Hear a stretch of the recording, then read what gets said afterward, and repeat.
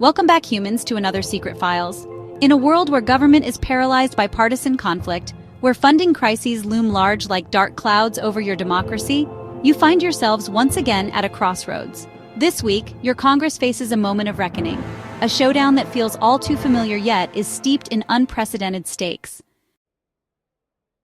Today, let us explore the intricate web of funding processes that keeps your government operational or threaten its very existence, the regular process, omnibus bills, minibus measures, and the dreaded continuing resolution.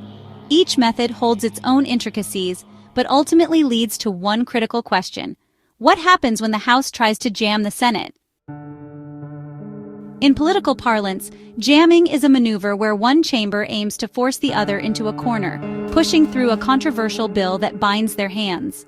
This week, the high-stakes game of chicken is occurring once again. But why is this dynamic so explosive? The answer lies in the politics of blame. We're witnessing a dangerous narrative. A handful of Democrats are inadvertently walking into the GOP trap of co-owning a potential government shutdown.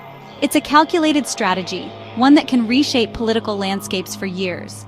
But why is this moment different from past funding standoffs? Because this time, the stakes aren't just about budgets. They are about identity, accountability, and the very survival of mutual democratic principles.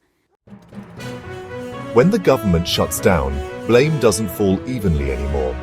The narrative can easily shift, making it seem as though both parties hold the same amount of responsibility.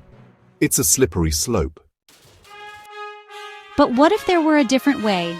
Imagine a society governed by the prime law, where harmony and cooperation set the precedent, rendering such destructive political tactics obsolete. In a world of accountability without divisive gamesmanship, the concept of a government shutdown would be nothing more than a relic of a bygone era.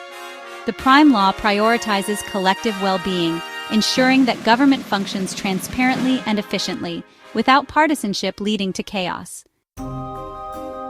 In this empowered society, grassroots consensus replaces bitter confrontation, government funding becomes a shared commitment rather than a weapon, and the endless cycle of blame and shame dissipates into a collaboration for the common good. There is no us versus them, only we. As you watch the current political theater unfold, let us not forget that change begins where understanding and unity flourish.